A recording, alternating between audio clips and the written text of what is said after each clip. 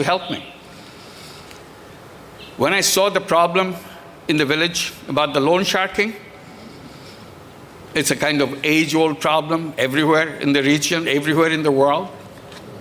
But nobody seemed to do anything about it. And I see face to face in a village next door to the university campus. Suddenly occurred to me, I can do something about it. Why don't I lend money myself? If I lend money, people don't have to go to loan sharks. Then the problem is solved. What's the big deal? So I started lending money out of my own pocket. There's very tiny amounts of money needed. And I saw how eagerly they were coming to me to borrow that money so that they don't have to go to loan shark. And that was the beginning of something which I never dreamt of would happen. Creating something called microcredit.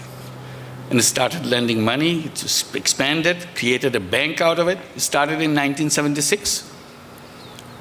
We converted it into a bank, formal bank in 1983, and it became a nationwide bank.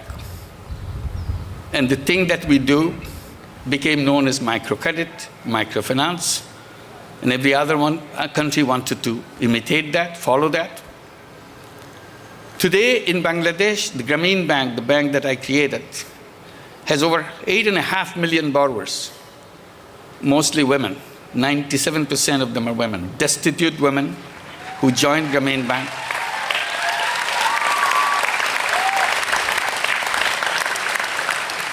Not only they borrow money from Grameen Bank, they own the bank itself.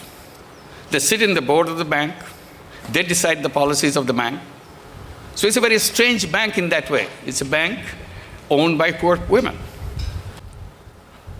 And that's exciting for a young person, to look at those problems and see what I can do about it. There are so many of them, I can do something about it. And I wonder, if I was born in a country where there's no problem, what would have happened to me? Every time I think about it, I feel I'll be bored to death. I wouldn't know what to do with myself. There's no problem.